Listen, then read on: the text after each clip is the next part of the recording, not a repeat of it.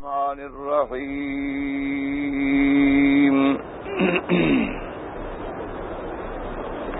وأذن في الناس بالحج يأتوك رجالا وعلى كل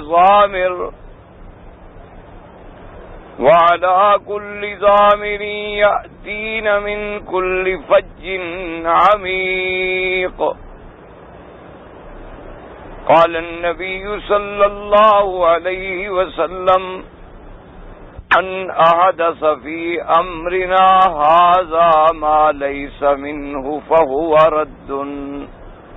قال النبي صلى الله عليه وسلم الحج المبرور ليس له جزاء إلا الجنة أو كما قال النبي صلى الله عليه وسلم. صدق الله العلي العظيم وصدق رسوله النبي الكريم ونحن على ذلك لمن الشاهدين ومن الشاكرين والحمد لله رب العالمين. رب اشرح لي صدري ويسر لي أمري واحلل عقدة من لساني يفقهوا قولي. سبحانك لا علم لنا إلا ما علمتنا إنك أنت العليم الحكيم. برادران اسلام، واجب الاحترام بزرگوں، دوستوں اور بھائیوں، اللہ تبارک و تعالیٰ کے کلام مقدس میں سے دو آیات اور آقا انعامدار خاتم الانبیاء حبیب کبریا حضرت محمد مصطفیٰ صلی اللہ علیہ وعلا آلہ واصحابہ وسلم تسلیما کثیرا کثیرا کے فرامین مقدسہ میں سے دو حدیثیں تلاوت کی ہیں. دعا فرمائیں اللہ تبارک و تعالیٰ اس عاجز کو صحت، عافیت کاملہ دائمہ اور حق بات بیان کرنے کی توفیق عطا فرمائیں. اللہ تبارک و تعالیٰ مجھے سمجھانے کی، آپ کو سمجھنے کی اور ہم سب کو حق پر چلنے کی توفیق عطا فرمائیں. پروردگار عالم تمام آنے والوں کی حاضری، حج، عبادت، زیارت منظور و مقبول فرمائیں. میں نے اپنی سابقہ تقریر میں آپ کے سامنے چند باتیں عرض کی تھی جن کا تعلق اس گھر سے ہے، جس گھر کی زیارت کے لیے، جس گھر کے حج کے لیے، جس گھر میں عبادت کے لیے پوری کائنات سے اللہ تبارک و تعالیٰ کے بندے کھینچے چلے آ رہے ہیں. میں نے عرض کیا تھا ایک تو اس کعبۃ اللہ کی تعمیرات کے بارے میں، اور دوسرا یہ عرض کیا تھا کہ اللہ تبارک و تعالی نے اس کعبۃ اللہ کی سرزمین کو ایسی فضیلت بخشی ہے کہ پوری کائنات میں کوئی جگہ اللہ کے کعبے سے افضل نہیں ہے. اس لیے میں نے عرض کیا تھا کہ اول بھی کعبہ ہے اور پوری مخلوق کا اصل بھی کعبہ ہے اور وسط میں بھی کعبہ ہے. صرف زمین میں نہیں بلکہ اسی محاذات میں اس کا حکم ساتویں آسمان بیت المعمور تک ہے اور اسی طرح تحت ثری تک ہے. اور مرکز ہدایت بھی اللہ کا کعبہ ہے. اس لیے اللہ نے قرآن مقدس میں اس گھر کے بارے میں کئی اسماء، اس کے کئی نام ہیں جو ذکر فرمائے. حتیٰ کہ بعض علماء کرام نے تمام اسماء کو جب جمع کیا ہے تو بعض نے لکھا کہ اس کے 30 نام ہیں، اور بعض علماء نے لکھا کہ اس سے بھی زیادہ اللہ کے کعبہ کے نام ہیں، جیسے کہ کچھ نام میں نے عرض کر دیے تھے کہ اس کا نام کعبہ بھی ہے، بکہ بھی ہے، مکہ بھی ہے، ام القریٰ بھی ہے، حرم بھی ہے، البلدہ بھی ہے، البلد بھی ہے، البلد الامین بھی ہے، البیت العتیق بھی ہے، اور مثابۃ للناس و امنا بھی ہے، اور اسی طرح علماء نے لکھا ہے کہ اس کا نام ام القریٰ بھی ہے، اس کا نام کوسا بھی ہے، اس کا نام حطامہ بھی ہے، اس کا نام بساسا بھی ہے۔ علماء کرام نے اللہ کے اس گھر کے کئی اسماء مبارک ہیں جو ذکر فرمائے۔ اسی طرح اس کے نام میں ایک نام ام القریٰ ہے، جیسے اسی طرح ام رحم بھی ہے۔ حطامہ کا معنی یہ ہوتا ہے کہ جو اس کے ساتھ برا ارادہ کرے گا اللہ تبارک و تعالیٰ اس کو خود تباہ و برباد کر دیتے۔ اور بساسا کا معنی بھی علماء نے کیا کہ تبص بہ الناس، تو جتنے اسماء زیادہ ہوں گے اتنی اللہ کے گھر کا شرف زیادہ ہو۔ اور بات یہاں تک پہنچی تھی، جہاں تک مجھے یاد ہے، اللہ بہتر جانے، کہ قریش مکہ نے اللہ تبارک و تعالیٰ کے گھر کی تعمیر کرنے کا فیصلہ کیا کہ ہم اللہ کے گھر کو بنائیں۔ اب قریش نے جب فیصلہ کیا تو ایک فیصلہ یہ کیا کہ اس میں چوری کا مال بھی نہیں لگائیں گے، سود کا مال بھی نہیں لگائیں گے، اور مہر بغی یعنی نعوذ باللہ عورتوں کی حرام کمائی کا مال بھی نہیں لگائیں گے، بلکہ خالص مال جو ہمیں تجارت سے ملے گا، چونکہ مکے والوں کی زراعت کی تو زندگی نہیں تھی، ان کا کام تجارت۔ ایک فیصلہ انہوں نے یہ کر لیا، اور دوسرا فیصلہ انہوں نے یہ کیا کہ بھئی اللہ کے گھر کی 4 دیواریں ہیں، ہر قبائل جو ہیں وہ جمع ہو جائیں، اور 2 قبیلے، بڑے قبیلے جو ہیں وہ ایک ایک دیوار کی ذمہ داری قبول کر لیں۔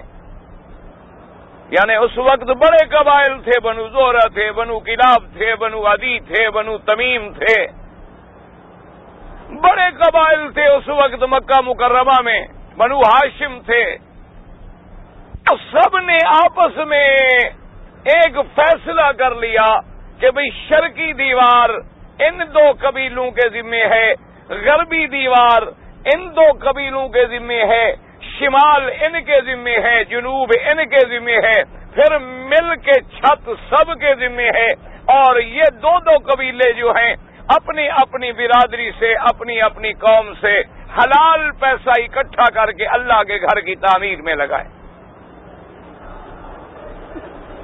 اور اسی طرح انہوں نے یہ بھی فیصلہ کیا جو پتھر ہمیں اللہ کے کعبے کے قریب ملتا ہے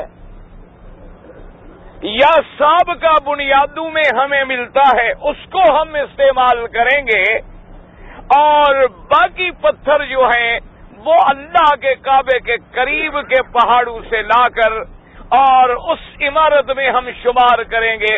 مکے کے بڑے بڑے پہاڑ ہیں ماشاءاللہ، جیسے جبل ابی قبیس ہے، حتیٰ کہ کتابوں میں آتا ہے کہ اول جبل وضع علی الارض، اللہ نے سب سے پہلے جیسے زمین کا ٹکڑا کعبے سے بنایا ہے، پہلا پہاڑ بھی زمین میں ابی قبیس رکھا۔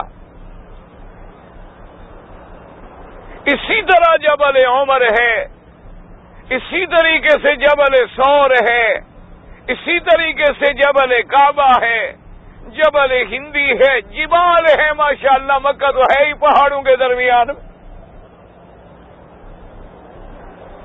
اور اس زمانے میں ابھی اتنی ترقی نہیں ہوئی تھی، اتنی مشینیں نہیں ایجاد ہوئی تھی کہ پتھروں کو کاٹا جائے اور بنایا جائے اور ٹکڑے. جیسے جیسے انہیں پتھر ملا، کوئی بڑا ملا، کوئی چھوٹا ملا، کوئی زیادہ عرض والا ملا، کہ جو بھی ملے اس کو استعمال کریں گے.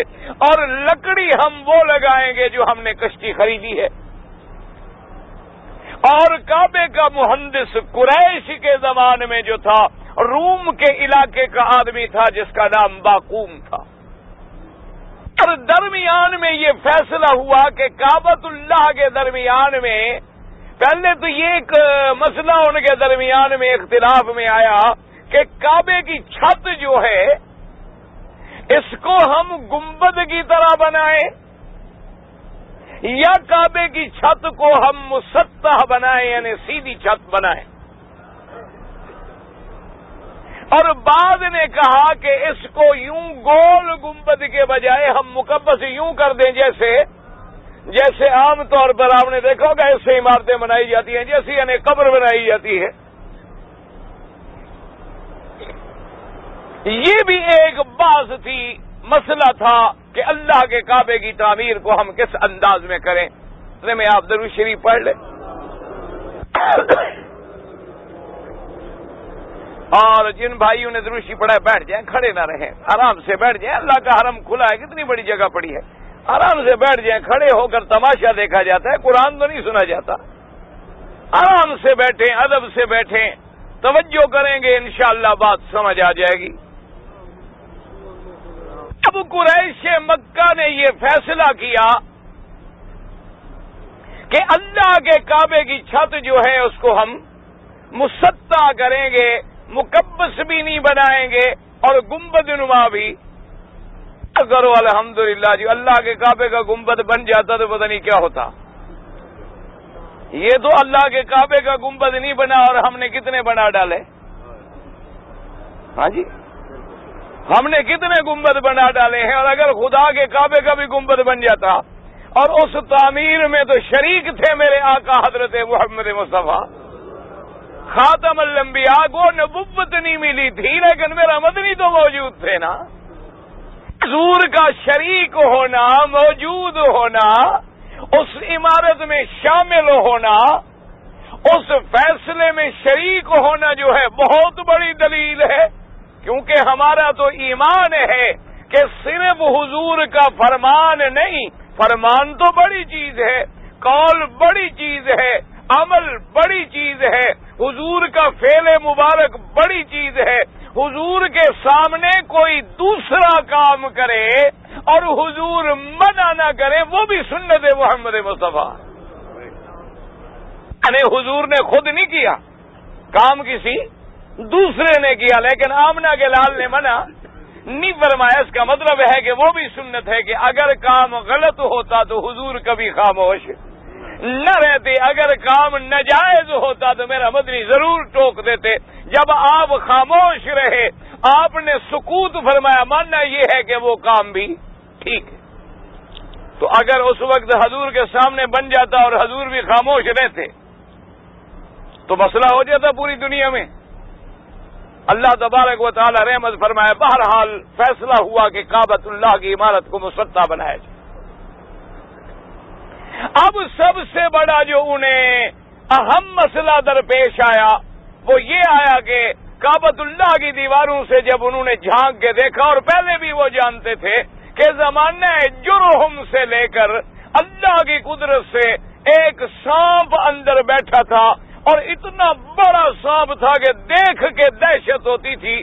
حتیٰ کہ بعض مورخین نے لکھا ہے کہ اس کا نیچے بطن جو تھا، پیٹ، وہ سفید تھا اور اوپر کا حصہ سیاہ تھا، اور وہ کبھی کبھی دیواروں کے اوپر سے بھی کھڑے ہو کے جھانکا کرتا تھا. اتنا بڑا اژدہا تھا. اب مسئلہ یہ پیدا ہوا کہ سانپ کو کون ہٹائے؟ آخر اندر سانپ کو ہٹائیں، دیواریں توڑیں تو پھر کام شروع کریں. اب جناب وہ حیران ہیں، پریشان ہیں. آخر میں ولید ابن المغیرہ جو کافروں کا بڑا سردار تھا، اس نے کہا کہ ایسا کرو کہ رات سارے اکٹھے ہو جاؤ، ملتزم پہ کھڑے ہو کے دعا مانگ. کہا بھی دیکھو اصل بات یہ ہے کہ ان اللہ لا یہلک المصلحین، اللہ تبارک و تعالی اصلاح کرنے والوں کو ہلاک نہیں کرتے، اور ہم تو اللہ کا کعبہ بنانا چاہتے ہیں، اللہ کے کعبے کی نعوذ باللہ کوئی اہانت یا توہین کرنا تو نہیں چاہتے، لیکن رات کھڑے ہو جاتے ہیں سارے اور مانگتے ہیں۔ سارے مکے کے بڑے بڑے جناب سردار جو تھے، بنو زہرہ کے بھی تھے، بنی عبد العزا کے بھی تھے، بنو عبد الاسد کے بھی تھے، بنو تیم کے بھی تھے، بنو عدی کے بھی تھے، سارے اکٹھے ہو گئے، ملتزم پہ کھڑے ہیں اور کہتے کہ اللہم انا اذا اردنا اصلاح بیتک، کہ یا اللہ اگر تو ہمارے دلوں کو جانتا ہے، ہم تیرے گھر کو بنانا چاہتے ہیں تو ہماری امداد کر۔ مشرکین مکہ کس سے دعا مانگ رہے ہیں؟ ہاں جی، یہ مسلمان تھے سارے؟ یہ ولید ابن المغیرہ جو دعا مانگ رہا ہے مسلمان ہے؟ یہ وہ بدبخت ہے جس کا نام قرآن پاک میں اللہ تبارک و تعالی نے لیا ہے۔ نام کا معنی ہے جس کی مذمت میں اللہ کا قرآن اترا۔ لیکن دعا مانگنے کے وقت کس سے مانگ رہے ہیں؟ اور مسلمان کس سے مانگتا ہے؟ نہیں، ٹھنڈے دل سے سوچ لیں، مسئلہ سوچ لیں، خدا کرے سمجھ آ جائے۔ یعنی میں کہتا ہوں سارے قرآن کو کھول لو، نبیوں نے مانگا تو خدا سے مانگا، ملائکہ نے مانگا تو خدا سے مانگا، آدم نے مانگا تو خدا سے مانگا، اولیاء نے مانگا تو خدا سے مانگا، اور حتیٰ کہ مکے کے مشرک بھی مانگے تو خدا سے مانگے۔ اس سے بڑی بات ہے کہ ابلیس لعین مانگے تو خدا سے مانگے۔ اللہ نے شیطان کو حکم دیا، لعنتی کر دیا کہ نکل جاؤ۔ شیطان نے کس سے دعا مانگی؟ قال رب انظرنی الی یوم یبعثون۔ اللہ کا دشمن، اسلام کا دشمن، بنی آدم کا دشمن، آدم کی اولاد کا دشمن، لیکن کہتے ہیں رب انظرنی الی یوم یبعثون، کہ میرا مولا میں پھٹکارا گیا، مردود بن گیا، ملعون بن گیا، میں تیرے بندوں کو گمراہ کروں گا، لیکن مجھے مہلت دے اس دن تک کہ جس دن تک لوگ قبروں سے اٹھائے جائیں گے، اس وقت تک مجھے زندہ رکھ۔ یعنی اب اندازہ کرو، آدمی یا تو نبیوں کا تابع ہوگا یا شیطان کا تابع ہوگا۔ دنیا میں دو جماعتیں ہوتی ہیں، ایک حزب الرحمان بنیں گے، ایک حزب الشیطان بنیں گے، ایک رحمان والے ایک شیطان والے۔ دونوں غور کریں کہ دعا کے لیے تو کوئی اور جگہ نہیں کسی کے پاس۔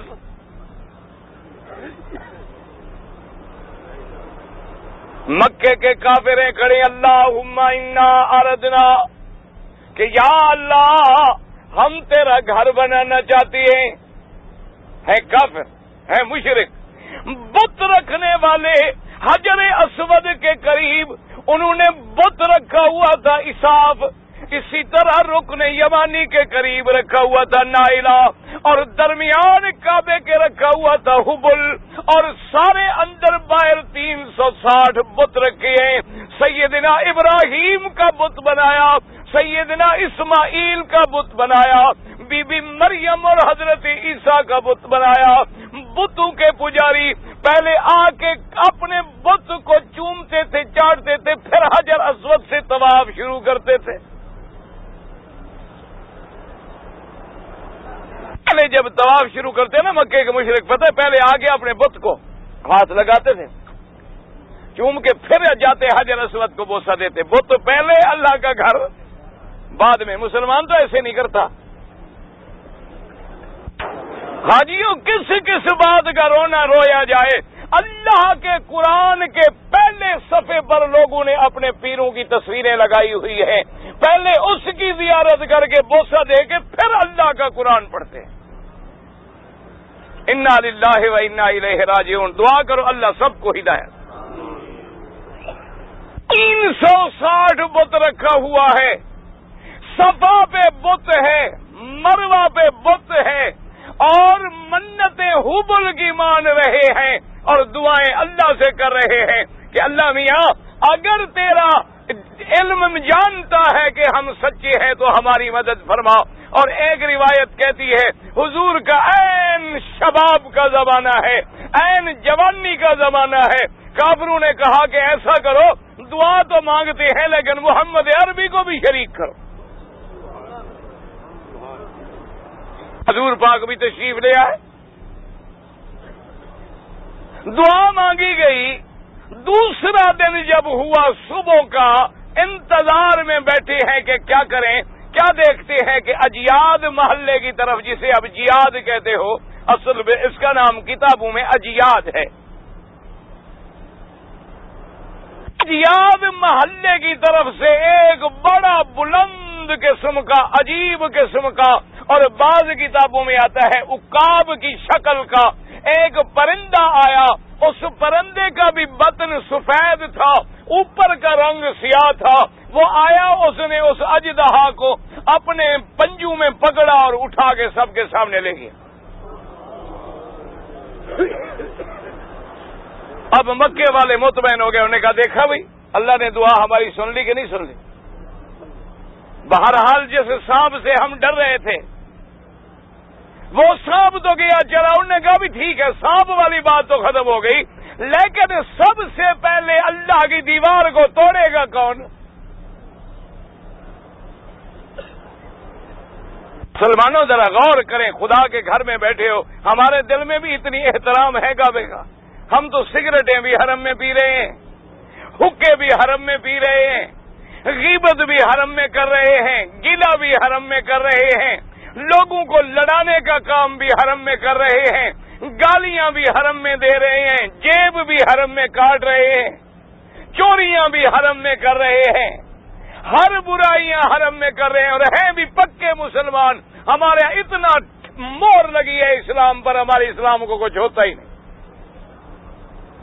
اتنا مضبوط اسلام ہے ہمارا, نماز نہ پڑھیں اسلام موجود ہے, روزہ نہ رکھیں, حج نہ کریں, زکوٰۃ نہ دیں, کعبے کا احترام نہ کریں, قرآن پہ عمل نہ کریں, قرآن کے قانون پر اور سر خم تسلیم نہ کریں. اسلام ہمارا بالکل پکا ہے, اس کو کچھ ہوتا ہی نہیں. شراب پئیں, سور کا گوشت کھا لیں, انگریزوں کی شکل بنا لیں, اسلام بڑا پکا. ایسا پکا اسلام تو میرے خیال میں 1400 سال پہلے بھی کسی کو نہیں ملا. جو ہمارے اسلام کو تو کچھ ہوتا ہی نہیں نا جی. حتیٰ کہ امام احمد ابن حنبل رحمت اللہ علیہ, یعنی یاد رکھو جس پیران پیر کو آپ زیادہ مانتے ان کا مسلک بھی امام احمد ابن حنبل رحمت اللہ علیہ کا تھا.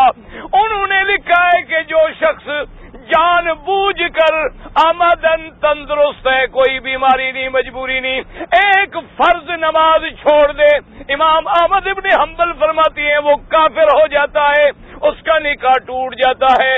اگر مر جائے جنازہ نہ پڑھو, مسلمانوں کے قبرستان میں دفن نہ کرو. ایک نماز, ایک. ایمان سے کہو جب ایک نماز مرد نہ پڑھے کافر ہو گیا, اگر بیوی نہ پڑھے تب بھی کافر ہو گئی. مسلمان اور کافر کا نکاح ہوتا نہیں, نکاح خود بخود ٹوٹ گیا. جب نکاح ٹوٹ گیا اس کے بعد جو اولاد بغیر نکاح کے ہو وہ کیا ہوگی؟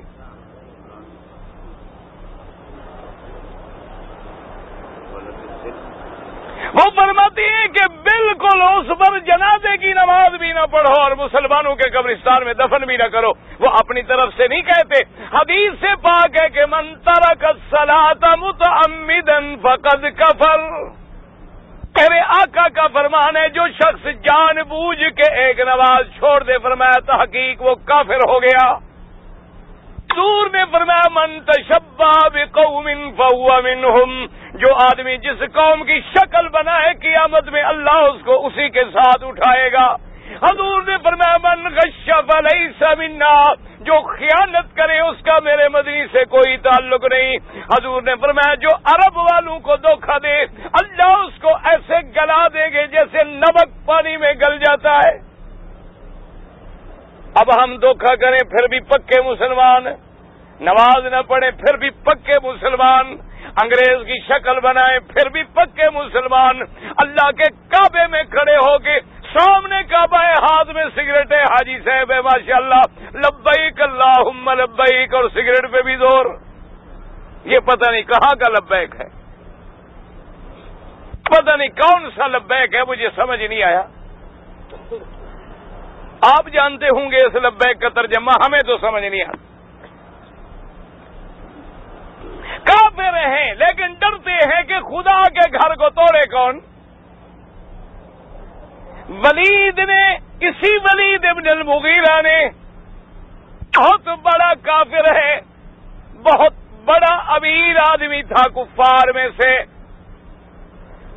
مکے سے طائف تک اس کی جائیداد تھی، باغات تھے، بہت بڑی اولاد تھی، اور خدا کی شان دیکھو کہ خود کتنا بڑا کافر ہے، اور بیٹا کون ہے؟ حضرت خالد ابن ولید ہے نا، خالد سیف الرحمان اسی کا بیٹا ہے۔ یہ ولید ابن المغیرہ ہے جو کہا کرتا تھا انا الوحید ابن الوحید، کہ میں مکے کے سرداروں میں اکیلا ہوں، کوئی میرا مقابلہ نہیں کر سکتا۔ اللہ نے قرآن نازل کیا، فرمایا فَذَرْنِي وَمَنْ خَلَقْتُ وَحِيدًا سَأُرْهِقُهُ صَعُودًا إِنَّهُ فَكَّرَ وَقَدَّرَ۔ اللہ نے فرمایا میرا بدنی آپ چھوڑ دیں، رہنے دیں، اس کو جو دعوے کرتا ہے اپنے اکیلے پن کے، اس کو ہم سمجھیں گے، ہم اس کو جہنم کے پہاڑوں پہ، آگ کے پہاڑوں پہ چڑھائیں گے۔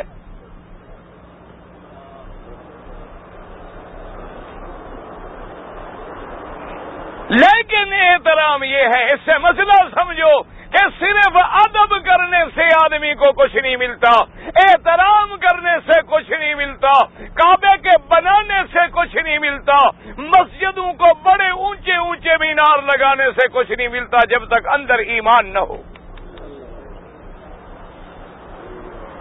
اس نے کہا بھی بات سنو کہ میں عمر میں ذرا بڑا ہو گیا ہوں، بوڑھا ہو گیا ہوں، میں دیوار پہ کھڑے ہو کے پہلے میں توڑتا ہوں، اگر مجھ پر کوئی عذاب آ گیا میں مر گیا، چلو میں نے زندگی دیکھ لی ہے، اچھے دن گزار لیے، مر گیا، کوئی جوان تو نہ مرے، سب سے پہلے میں بوڑھا قربانی دوں۔ انہوں نے کہا بھی ٹھیک ہے، چڑھ گیا جناب، ہتھوڑا ہاتھ میں لیا، جا کے ایک دو پتھر توڑے، ایک دو پتھر توڑتے ہوئے بعض روایتوں میں آتا ہے اس کا پاؤں جو پھسلا نہ، کہنے لگا اللہ میاں ڈراؤ نہیں، میں تو نیک نیتی سے توڑ رہا ہوں۔ خیر پھر اس نے توڑ لیا، نیچے اتر آیا، ادھر کہا بھی اب تو توڑو، نے کہا نہ 24 گھنٹے ہم انتظار کرتے ہیں، اگر رات تجھ پر کوئی عذاب پڑ جائے، کوئی ضروری ہے کہ عذاب جلدی آ جائے، دیر سے بھی تو آ سکتا ہے۔ 24 گھنٹے انتظار کرنے کے بعد جب پھر بھی نہ آیا، پھر انہوں نے دیواروں کو توڑا اور تعمیر شروع کی، اور پورے کعبۃ اللہ کو، اور ایک فیصلہ کیا کہ کعبے کا دروازہ جو ہے وہ اونچا لگا دیں۔ اونچا دروازہ لگانے میں دراصل 2 وجوہات تھیں۔ ایک وجہ تو یہ تھی کہ مکے میں سب سے نیچی جگہ جو ہے یہی کعبے والی جگہ ہے، جب سیلاب آتا ہے بارشوں کا اور پہاڑوں سے پانی گرتا ہے تو اس سب کا راستہ جو ہے وہ یہی حرم والا راستہ ہے۔ ہم نے اپنی آنکھوں سے دیکھا ہے ماشاءاللہ، ایک دفعہ بارش کا سیلاب آیا، یہ حرم کے یہ جو آپ کو پنکھے چلتے ہوئے نظر آ رہے ہیں ان کے قریب پانی پہنچ گیا، اپنی آنکھوں سے ہم نے دیکھا ہے، ہم بچے تھے، لوگ تیر رہے ہیں، اللہ کے گھر کا طواف بھی کرے، خدا کا کعبہ تو خالی ہو نہیں سکتا نا جی، تیر کے طواف ہو رہا ہے، جیسے اب ہو رہا ہے اسی طرح طواف جاری، اور اللہ کے کعبے کا دروازہ دیکھیں کتنا اونچا ہے، آدھا ڈوبا ہوا تھا۔ اللہ اس حکومت کو جزائے خیر عطا فرمائے کہ بادشاہ نے پوری دنیا کے بڑے بڑے سمجھ والے ماہرین کو بلا کے فیصلہ کیا کہ بھئی اللہ کے بندے یہ ہر سال جو بارشیں آتی ہیں اور پورا پانی حرم کے راستے سے گزرتا ہے، اس کا کوئی حل کریں۔ اب انہوں نے بار بار نہریں بنائی ہیں، جیسے پانی پہاڑوں سے گرتا ہے ان نہروں میں چلا جاتا ہے، اور ایک نہر پورے حرم کے نیچے بنائی ہے جو پانی کو نیچے سے لے جائے تاکہ اللہ کے حرم میں پانی داخل نہ ہو۔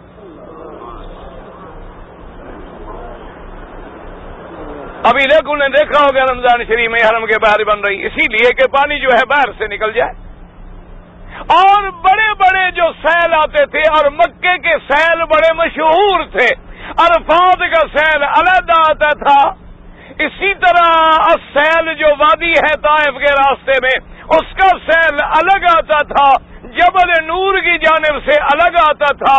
اسی لیے یہ جنت المعلا اعلی حصہ ہے، اوپر والا، اور یہ مسفلا محلہ جو کہتے ہیں، مسفلا مانا اسفل، نیچے والا حصہ، اسی سڑک کو مثال کہتے ہیں۔ یہ سارا پانی یوں بہتا تھا تو قریش نے فیصلہ کیا دروازہ اونچا لگاؤ تاکہ کوئی پانی کعبے کے اندر داخل نہ ہو جائے۔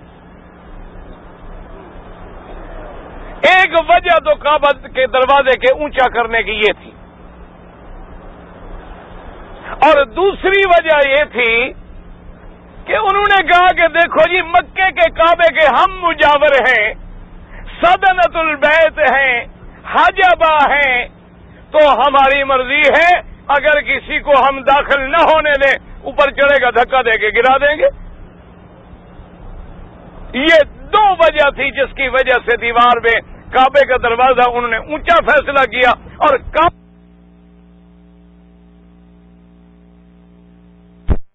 ایسا کرو کہ کعبے کو چھوٹا کر دیتی ہیں، کچھ حصہ باہر نکال لیتی ہیں۔ ایک تو لکڑی پوری نہیں ہو رہی جس کے انہوں نے شتیر ڈالنے تھے، اور اندر اس کے 6 ستون رکھے، 3 ایک صف میں اور 3 ایک صف میں، کل 6 ستون تھے۔ اور یہ حضور پاک کے زمانے تک، آپ کے فتح مکہ تک بھی یہ 6 ستون رہے۔ اسی لیے روایات میں آتا ہے کہ جب حضرت امیر المومنین عمر، سب کہتے رضی اللہ عنہ، آپ آئے اور کعبۃ اللہ کے اندر نماز پڑھنی چاہیے، تو انہوں نے کہا کہ مہربانی کرو حضرت بلال کو بلاؤ، کیونکہ جس دن میرے آقا نے نماز پڑھی ایک حضرت اسامہ ساتھ تھے اور ایک حضرت بلال ساتھ تھے، جو کعبے کے اندر بھی حضور کے ساتھ داخل ہوئے۔ سب کہتے رضی اللہ عنہ۔ جب صحابہ کا نام آئے تو کیا کہنا ہے، اور جب اللہ کے ولی کا نام آئے رحمت اللہ علیہ، اور اللہ کے انبیاء کا نام آئے تو علیہ السلام، اور حضور کا نام آئے تو کیا کہنا ہے، درود شریف پڑھنا ہے۔ کم از کم کوئی مسئلہ تو حاجی یاد کرو۔ حضرت امیر المومنین سیدنا عمر بن الخطاب، سب کہتے رضی اللہ عنہ۔ یہ ہے طرف۔ اس نے کہا کہ بلاؤ حضرت بلال سے پوچھو مجھے کعبے کے اندر وہ جگہ بتائے جہاں کھڑے ہو کے نماز پڑھی ہو میرے مدنی محمد مصطفیٰ صلی اللہ علیہ وسلم۔ میرے عزیز، یہ ہے عشق مصطفیٰ،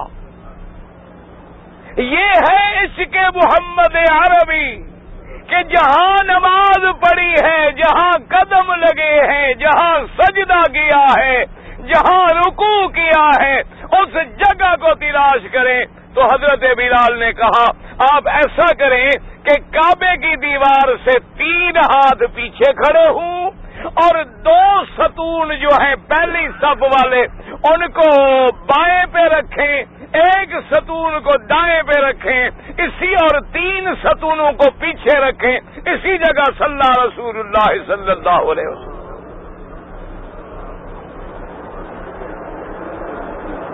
انہوں نے جناب خیر اس دیوار کو مختصر کر دیا۔ کعبے کا حصہ جو ہے بعض روایات میں ہے 6.5 ہاتھ، اور بعض روایات میں ہے 7 ہاتھ، یعنی جس دیوار میں پرنالہ مبارک لگا ہوا ہے، یعنی 6.5 ہاتھ جو ہے یہ دراصل کعبے کا اندر کا حصہ ہے۔ اسی لیے آپ دیکھیں گے کہ جب نماز کھڑی ہوگی تو لوگوں کو حتیم سے نکال دیتے ہیں۔ اس کی وجہ یہ ہوتی ہے کہ امام کعبے کے باہر ہیں، اگر کوئی اندر رہ گیا تو وہ امام سے آگے ہو جائے گا، وہ کعبے کے اندر ہوگا، سب کی نماز خراب ہوگی۔ اس لیے جب جماعت نہ ہو آپ نماز پڑھ سکتے ہیں، لیکن اگر جماعت ہے، امام چونکہ کعبے کے باہر کھڑا ہے اور کوئی مقتدی کعبے کے اندر کھڑا ہو جائے تو سب کی نماز خراب کر دی، اس لیے وہ حتیم سے نکال دیتے ہیں۔ لیکن حاجی ماشاءاللہ یہ ان کو بس اللہ ہدایت دے، ورنہ نہیں اسی وقت زور لگاتے ہیں، مسئلے کا تو پتہ نہیں ہوتا۔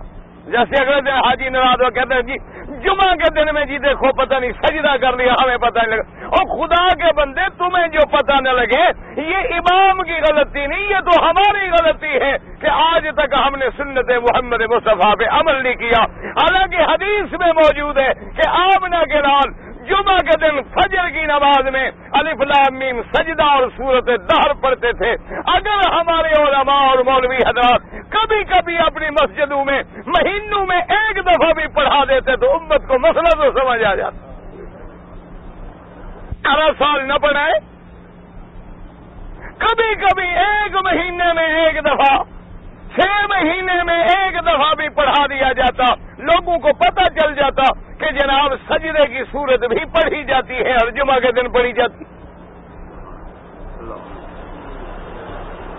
لیکن ہمیں تو لڑنے لڑانے سے کے بغیر کوئی فرصت ہی نہیں ملتی، مسئلہ کون بترائے؟ ہمارے یہاں تو بس جھگڑا ہے، مقابلہ ہے، ایک دوسرے کے خلاف اسپیکر لگے ہوئے ہیں، ایک دوسرے پہ گالیوں کی بوچھاڑ ہے اور کفر ہیں، اور جناب جو دنیا کے دشنام ہیں اور جو دنیا کی غلط باتیں ہیں وہ اللہ کے نبی کے ممبر پہ بیٹھ کے کہی جا رہی ہے۔ کسی کو آج تک کسی نے وضو نہیں بتلایا، نماز نہیں بتلائی، حلال و حرام نہیں بتلایا، عورت کے حیض کے مسائل نہیں بتلائے۔ کتنی میری بیٹیاں ہیں حیض کے ساتھ آئیں جی احرام نہیں باندھا، کیوں نہیں باندھا جی مجھے حیض تھا، اور بعد میری بیٹیوں نے حیض کے ساتھ احرام باندھا، مکے میں پہنچ گئیں اور معلم کے پاس انہوں نے بتلا بھی دیا، لیکن آگے کوئی مسئلہ جاننے والوں نے کہا جی ٹھیک ہے عمرہ ہے عمرہ ہے عمرہ ہے، حیض کی حالت میں طواف بھی کر دیا، صفا بھی دوڑ لی، عمرہ بھی کر لی۔ انا للہ و انا الیہ راجعون۔ دعا کرو اللہ پاک سب پہ رحمت کرے اور ہدایت۔ حالانکہ اندازہ کرو ایک عام آدمی کو بھی پتا ہے کہ بھی عورت کو حیض ہو تو عورت مسجد میں نہیں جا سکتی، تو جب مسجد میں نہیں جا سکتی اللہ کے گھر والی مسجد میں جا سکتی ہے؟ ایک معمولی سی بات ہے، کامن سینس ہے۔ جب عورت ناپاک ہے سیدھی سی بات ہے کہ اللہ کے گھر میں وہ داخل نہیں ہو سکتی، اور احرام کا جہاں تک مسئلہ ہے یاد کر لو، عورت حیض میں ہے، عورت نفاس میں ہے، احرام باندھنا کوئی منع نہیں، وہ غسل کرے گی، نماز نہیں پڑھے گی، احرام کی نیت کر لے گی اور آ جائے گی، اپنے گھر میں انتظار کرے گی، اپنے آپ کو احرام میں سمجھے گی، خوشبو نہیں لگائے گی، بال نہیں گرائے گی، ناخن نہیں کاٹے گی، جب پاک ہو جائے سادے پانی سے غسل کر کے طواف کر کے صفا دوڑ کے بال کٹا لے، عمرہ اس کا پورا ہو گیا۔ احرام حیض میں بھی باندھ سکتی ہے لیکن نماز نہیں پڑھ سکتی، اللہ کے گھر میں داخل نہیں ہو سکتی، مدینہ منورہ میں جائیں مسجد میں داخل نہیں ہو سکتی، باہر سے کھڑے کھڑے زیارت کر لیں علیحدہ بات ہے، اندر داخل ہونا جو ہے وہ منع۔ لیکن کسی نے آج تک مسئلہ بتایا ہی نہیں۔ اسی طرح نفاس کا حکم ہے۔ نفاس کیا کہتی ہے؟ جب بچہ پیدا ہوتا ہے نا، اس کے بعد جو خون ہے اس کو کیا کہتے ہیں؟ نفاس۔ اور جو ہر مہینے میں عورت کو آتا ہے اس کو کیا کہتے ہیں؟ حیض۔ اچھا چلو بھائی ماشاءاللہ، ابھی میں آپ سے پوچھتا ہوں، جو مولوی ہوں وہ نہ بتلائیں، جو عام میرے بھائی ہیں میرے جیسے وہ مسئلہ بتلائیں، عورت کا بچہ پیدا ہو تو کتنی مدت ہوتی ہے؟ مولوی نا، ہاں جی جلدی جلدی بتلائیں سر، کتنے دن؟ کب عورت پاک ہوگی؟ کتنے دن کے بعد؟ 40 دن کے بعد۔ یہ سال بالکل غلط ہے،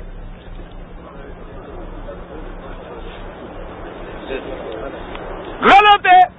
کون کہتا ہے 40 دن؟ عورت کے سمجھ لیں ولادت کے بعد کوئی مدت نہیں ہوتی جس وقت عورت کا خون بند ہو جائے عورت پاک ہو جاتی ہے، چاہے 1 دن میں بند ہو جائے، چاہے 2 دن میں بند ہو جائے، چاہے 3 دن میں بند ہو جائے۔ 40 دن کا مطلب یہ ہوتا ہے کہ اگر بلیڈنگ جاری ہے، خون بند نہیں ہو رہا تو ہم 40 دن تک انتظار کریں گے۔ اگر خون بند ہو جائے، چاہے پہلے دن بند ہو جائے، عورت غسل کر لے، پاک ہو گئی، نماز پڑھے، مسجد میں جائے، جو مرضی ہے کرے۔ مسئلہ سمجھ آیا؟ بھئی 40 دن کا کیا معنی کہ بچہ پیدا ہوا لیکن خون ابھی آ رہا ہے، تھوڑا تھوڑا تھوڑا تھوڑا۔ اب کتنا انتظار کریں؟ 40 دن۔ 40 دن کے بعد بھی خون آ رہا ہے، عورت غسل کر لے گی، پاک ہو جائے گی، چاہے خون آتا رہے۔ 40 دن سے زیادہ نفاس نہیں ہوتا۔ 40 دن زیادہ سے زیادہ مدت ہے، کم مدت اس وقت ہے جب خون بند ہو جائے۔ اب دیکھیں اتنا عرصہ گزر گیا، سفید داڑھی والوں نے بھی 40 دن بتائے، کیوں کسی نے آج تک مسئلہ آپ کو بتایا نہیں؟ آپ کا کیا قصور ہے؟ آپ کا تو کوئی قصور نہیں، قصور تو میرا ہے، قصور میری برادری کا ہے جنہوں نے مسئلہ کبھی سمجھایا نہیں۔ اچھا حیض کے کتنی دن ہوتے ہیں؟ نہ مولوی نہ بتائیں، مولوی تو پھر بھی جانتا ہوگا، انشاءاللہ اللہ کرے وہ بھی نہیں جانتا ہوگا۔ کتنے دن ہوتے ہیں؟ ہاں جی جلدی جلدی جلدی جلدی، میں سن نہیں رہا، انگلی اسے بتا دیں۔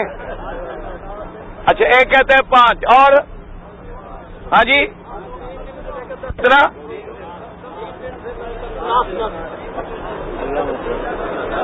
ہاں جی میں نے کہا تھا مولوی نہ بتائے، مجھے پتا ہے جو بتا رہے ہیں وہ مولوی ہیں۔ بات سن لیں، امام ابو حنیفہ رحمت اللہ علیہ کے نزدیک کم سے کم مدت ہے 3 دن اور زیادہ سے زیادہ ہے 10 دن۔ باقی عورت کی عادت ہے، کسی کی 5 دن، کسی کی 7 دن، کسی کی 8 دن، یعنی ان کے نزدیک 10 دن سے زیادہ حیض نہیں ہو سکتا، 3 دن سے کم حیض نہیں ہو سکتا۔ اگر 10 دن گزر گئے پھر بھی خون بند نہیں ہوا، اب حیض نہیں استحاضہ ہے، بیماری کہلائے گا، حیض نہیں کہلائے گا۔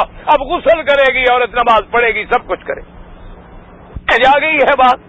اگر ہم ہر جمعہ والے دن ایمان سے کہیں، اگر مولوی ہر جمعہ کے دن اپنی برادری کو، اپنے حاضرین کو ایک مسئلہ بھی یاد کرواتے رہیں، مہینے میں 4 ہو جائیں گے اور سال میں 50 مسئلے کا حافظ بن جائے گا آدمی۔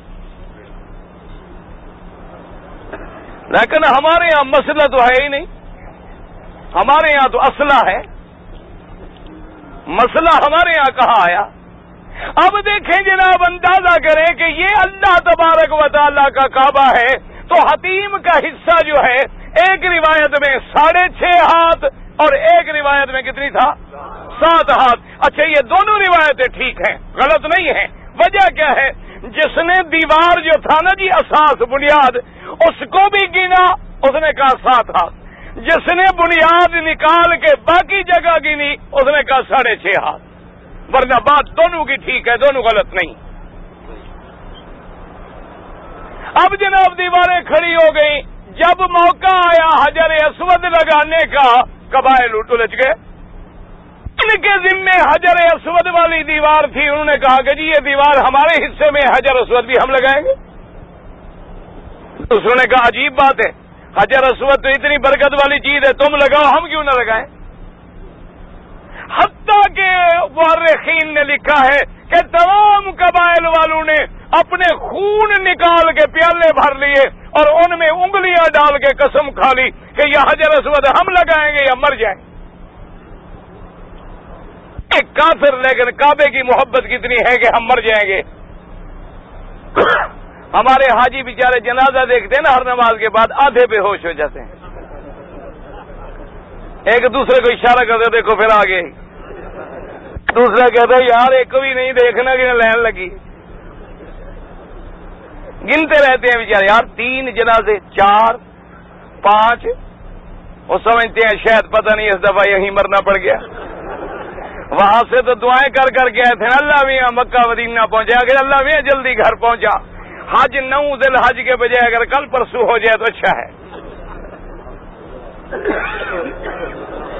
خدا کے بندے، خدا کے کعبے میں ساری دنیا، پورے مکے کے جہاں جہاں بھی کوئی آدمی مرے یہاں جنازہ لے آتے ہیں تاکہ ہماری نماز کعبے میں ہو جائے، لاکھوں کی ہمیں دعا مل جائے۔ تو اگر سارے مکے کے لاکھوں کی آبادی میں 4 5 10 جنازے آ جائیں تو ڈرا نہ کرو، مرنا ہم نے وقت پر ہے، اور تمہیں ڈر ہے تو ڈرو، میرے لیے دعا کر لو اللہ ایمان پہ موت دے، دفن مدینے میں نصیب کر، موت ایمان پہ ہو، یہ یاد رکھنا۔ اگر موت ایمان پہ نہیں ہے نہ زمزم چھڑا سکتا ہے نہ غلاف کعبہ چھڑا سکتا۔ شرط یہ ہے من کان آخر کلامہ لا الہ الا اللہ دخل الجنہ۔ حضور نے فرمایا جو مرنے کے وقت آخر میں کلمہ شہادت پڑھ رہا ہو، اللہ کی توحید کی گواہی دے رہا ہو، فرمایا سمجھو کہ جنت میں داخل ہو گیا۔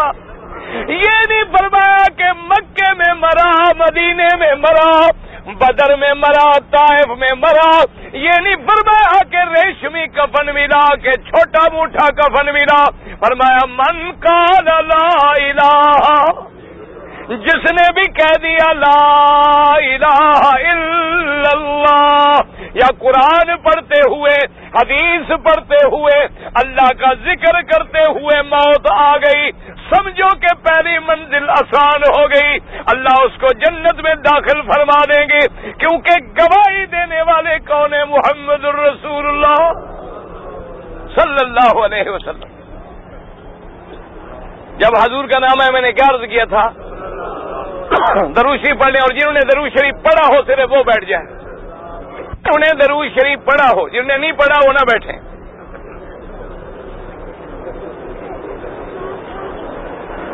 اب جناب جب جھگڑا بڑھ گیا تو کافروں کے سرداروں نے کہا کہ بات سنو، لڑائی نہ کرو، اللہ کا گھر بنایا ہے، اللہ کے گھر کی عبادت کرنی ہے، لڑائی کی کیا بات؟ انہوں نے کہا کیا کریں؟ انہوں نے کہا ایسا کرو کہ ہم سارے بیٹھ جاتے ہیں رات اور انتظار کرتے ہیں، اس راستے سے صبح کو جو آدمی ہے، اس وقت حرم کے دروازے تو نہیں تھے، نہ باہر کا کوئی حرم بنا ہوا تھا، اس وقت تو گلیاں تھی، اس گلی سے جو آدمی صبح کو سب سے پہلے آئے وہ فیصلہ کرے ہمارے درمیان کہ حجر اسود کا پتھر جو ہے اس کو کون رکھے۔ سب نے اتفاق کر لیا۔ اب دیکھیں خدا کی شان ہے، سارے سردار بیٹھے ہوئے ہیں، انتظار کر رہے ہیں، اس گلی پہ نظریں جمائی ہوئی ہیں، صبح کا وقت ہے، ادھر سے صبح کا تارا چمکا، ادھر سے میرے مدنی پاک کا نظارہ چمکا، حضور پاک آئے، کافروں کی نظر پڑی، کہتے اب شروع بالصادق الامین، کہتی ہے مبارک ہو فیصلے والا کون ہے؟ سچا ہے، امانت والا حضرت محمد مصطفیٰ۔ اللہ کو یہی منظور تھا، اللہ نے فرمایا میرا مدنی آپ کو پہنچنا ہے، میرے کعبے کا جھگڑا ہے، میرے گھر کا فیصلہ ہے، حجر اسود کا فیصلہ ہے، تو کرنے کے لیے جانے والا میرا مدنی محمد ہے۔ حضور پاک آئے، حضور نے فرمایا کیا جھگڑا ہے؟ بماذا تتنازعون، کیوں لڑ رہے ہو؟ انہوں نے کہا حضور حجر اسود کا جھگڑا ہے۔ فرمایا جھگڑا نہ کرو، آپ نے چادر مبارک اتاری، حجر اسود کو فرمایا اس چادر پہ رکھ دو، فرمایا تمام قبیلے کے سردار چادر کے کونے پکڑ کے اٹھا کے چلو، تاکہ کوئی محروم نہ رہ جائے کہ میں نے حجر اسود نہیں اٹھایا۔ تمام کافروں نے، سرداروں نے چادر کے کنارے پکڑ لیے، کعبۃ اللہ کے ساتھ جب حجر اسود کو لے آئے، حضور نے فرمایا کفو ٹھہرو، اتنے تک لانا تمہارا کام تھا، اب اللہ کے گھر کی دیوار میں رکھنا محمد مدنی کا کام ہے، اس کو میں دیوار میں خود اپنے ہاتھ سے رکھوں گا۔ ایک کافر بول پڑا، کہنے لگا اے سرداروں تمہیں کیا ہو گیا ہے؟ ایک غلام ہے، نوجوان ہے، شباب ہے، اور تم بڑے بڑے سردار سارے سامنے سامنے ایسے کھڑے ہو جیسے نوکر کھڑے ہوں. کیا وجہ کہ تم نے اس کو فیصلے والا بنا دیا. لیکن سارے سردار بول پڑے. انہوں نے کہا خدا کی قسم ہے اس نوجوان جیسا پاک ہم نے نہیں دیکھا, اس نوجوان جیسا سچا ہم نے نہیں دیکھا, اس نوجوان جیسا جمال ہم نے نہیں دیکھا, اس جیسا کمال ہم نے نہیں دیکھا. جب سے پیدا ہوا زبان پہ کبھی جھوٹ نہیں آیا, جب سے پیدا ہوا زبان پہ کبھی گالی نہیں آئی. اس نے جو فیصلہ کیا ہمیں منظور ہے. اللہ تبارک و تعالیٰ کے حجر اسود کو رکھا گیا, اور یہ حجر اسود کیا ہے؟ جنت کا ایک پتھر ہے. جنت سے اللہ پاک نے بھیجا. بعض روایات میں آتا ہے جبریل لائے, بعض میں آتا ہے جب آدم علیہ السلام آئے پھر اللہ نے یہ پتھر عطا فرمایا. اور اس پتھر میں حضور پاک کی ایک روایت مبارک ہے, اتنی چمک تھی, روشنی تھی, آپ نے فرمایا کہ گناہوں کی وجہ سے سیاہ ہو گیا اور اللہ کے کعبے کا غلاف دیواریں بن گئی. پہلا غلاف چڑھانے والا کون ہے؟ دبا, جیسے میں نے بتایا تھا. بعض علماء نے لکھا اس کا نام اسعد الحمیری ہے, لقب اس کا دبا ہے. اور بعد میں یاد رکھیں ایک غلاف نہیں, کعبے پر کئی غلاف چڑھتے تھے. زیادہ مشہور غلاف جو ہے ایک رمضان میں چڑھتا تھا اور ایک محرم کی 10 تاریخ کو چڑھاتے تھے تاکہ حاجی چلے جائیں, بعد میں غلاف چڑھایا جائے تاکہ غلاف خراب نہ ہو.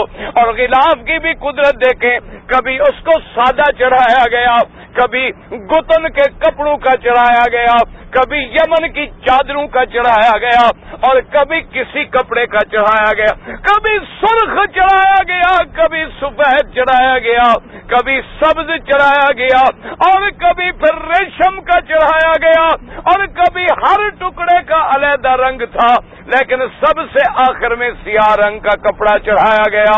اللہ کو بھی شاید یہی منظور تھا کہ آخر تک پھر غلاف کعبہ کا رنگ جو ہے سیاہ رہے. حجر اسود پہ بھی سیاہی آئی, کعبے کے غلاف میں بھی سیاہی آئی, تاکہ اللہ پاک نے اس گھر کو ہمارے گناہوں کی سیاہی کے مٹانے کا جو ذریعہ بنا دیا. دعا کرو اللہ ہماری سیاہیاں بھی دور کر. گناہوں کی بھی سیاہی ہوتی ہے, کفر اور شرک کی بھی سیاہی ہوتی ہے. قرآن نہیں پڑھا اللہ ولی الذین آمنوا یخرجہم من الظلمات الی النور. اللہ پاک مسلمانوں کے ولی ہیں, مسلمانوں کے مددگار ہیں, مسلمانوں کے مولا ہیں, جو اپنے بندوں کو ایمان دے کر ان کو ظلم اور کفر کے اندھیروں سے نکال کے نور ایمان کی طرف لے آتے ہیں. ایمان نور ہوتا ہے, کفر اندھیرا ہوتا ہے. عبادت نور ہوتی ہے, اسی طرح اعمال صالحہ کا نور ہوتا ہے, اور گناہوں کا اسی طرح سیاہی ہوتی ہے. علماء نے لکھا ایک آدمی کی رات تہجد میں گزر جائے, ایک آدمی کی رات گناہ میں گزر جائے, کہا صبح کو دونوں کے چہرے پہ نظر ڈالو, ایک کے چہرے پہ لعنت نظر آئے گی, ایک کے چہرے پہ سیاہی نظر آئے گی, اور دوسرے کے چہرے پہ نور ایمان کی بشاشت نظر آئے گی.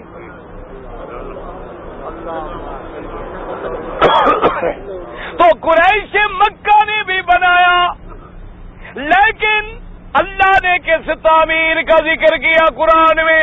نہ آدم کا ذکر کیا, نہ ملائکہ کا ذکر کیا, نہ بنائے جرہم کا ذکر کیا, نہ قریش کا ذکر کیا.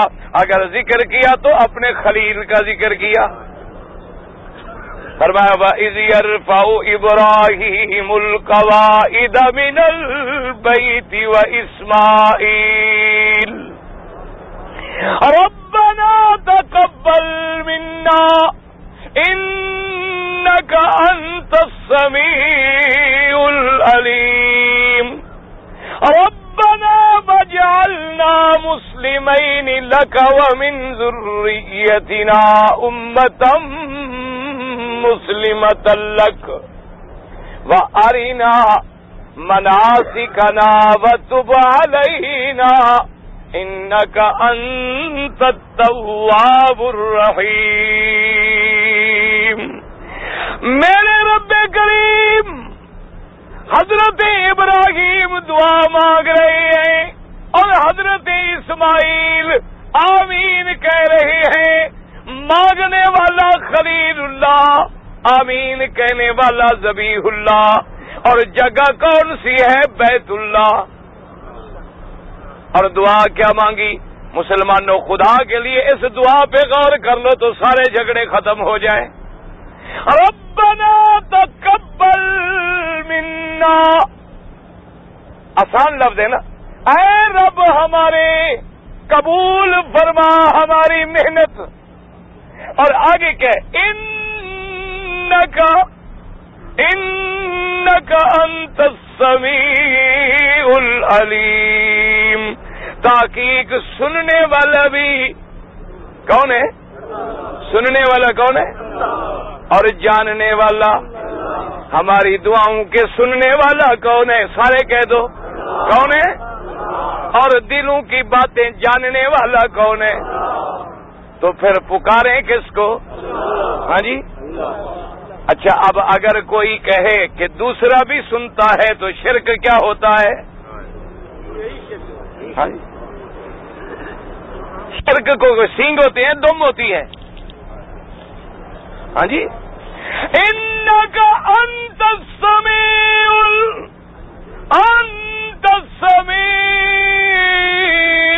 العلیم، سننے والا بھی تو، جاننے والا بھی تو، تیرے سوا نہ کوئی سننے والا نہ کوئی جاننے والا، اور جب سننے والا بھی تو ہے، جاننے والا بھی تو ہے، ربنا واجعلنا مسلمین لک ومن ذریتنا امة مسلمة لک، اے پروردگار ہمارے، ہمیں اپنا اطاعت والا بنا، ہماری اولاد میں سے بھی ایک جماعت اطاعت والی پیدا کر، وَأَرِنَا مَنَاسِكَنَا، میرا رب کریم تیرا گھر تو ہم نے بنا لیا ہے، لیکن تیرے گھر کے جو احکام ہیں، تیرے گھر کے جو مناسک ہیں، تیرے گھر کے جو ارکان ہیں، ان کا ہمیں پتہ نہیں، ہم حج کیسے کریں گے؟ وَأَرِنَا مَنَاسِكَنَا وَتُبْ عَلَيْنَا إِنَّكَ أَنْتَ التواب الرحیم، میرا مولا، اور ہماری توبہ منظور فرما، کیونکہ توبہ منظور کرنے والا بھی تو ہے اور رحمت کرنے والا بھی تو ہے۔ میرا اللہ ہمیں بتلا، ہم تیرے گھر کا تو گھر تو بن گیا، حج کیسے کریں؟ اللہ نے دوسری آیت میں فرمایا، ابراہیم وَأَذِّن فِي النَّاسِ بِالْحَجِّ، ابراہیم میرا گھر بن گیا ہے، اب تو آواز دے، لوگوں کو بلا، لوگوں کو پکار، میرے گھر کے حج کے لیے آئیں۔ ابراہیم علیہ السلام نے عرض کیا، میرا اللہ رب کریم، میں آواز دوں گا، میری آواز کون سنے گا؟ کہاں تک جائے گی میری آواز؟ کہاں تک پہنچے گی؟ میری آواز تو ان مکے کے پہاڑوں میں بھی نہیں جائے گی، کہ جائے کون سنے گا؟ حج پہ آئے۔ اللہ نے فرمایا، ابراہیم تیرے ذمے پتھر لگانا، کعبہ بنانا، پہاڑ ابھی قبیس پہ کھڑے ہو کے آواز لگانا، یہ تیرے ذمے ہے، آواز کا پہنچانا میرے ذمے ہے، یہ تیرے ذمے نہیں ہے۔ تیرے ذمے کیا ہے؟ صرف آواز دینا ہے۔ وَأَذِّن فِي النَّاسِ بِالْحَجِّ، اور آواز بھی کس لیے دینی ہے؟ حج کے لیے دینی ہے۔ کتابوں میں آتا ہے ابراہیم علیہ السلام جبل ابی قبیس پہ چڑھ گئے اور کہا، یا ایھا الناس ان اللہ قد اوجب علیکم الحج، کھڑے ہو گئے جبل ابی قبیس پہ، پہاڑ کے اوپر کھڑے ہیں، آواز دے رہے ہیں، کبھی دائیں منہ پھیرتے ہیں، کبھی بائیں منہ پھیرتے ہیں۔ اسی وجہ سے اسی طرح پھر سنت بن گئی کہ مؤذن بھی جب اذان دے تو کبھی دائیں کہے اور کبھی بائیں کہے، تاکہ ہر طرف اذان جائے۔ آپ آواز دے رہے ہیں، اللہ نے حکم جاری فرما دیا، ملائکہ میرا خلیل پکار رہا ہے، میرے گھر کا منادی ہے، اس آواز کو لے کر ساری دنیا میں پہنچا دو. جو بچہ باپ کی پشت میں ہے، ماں کے پیٹ میں ہے، وہاں پہنچاؤ.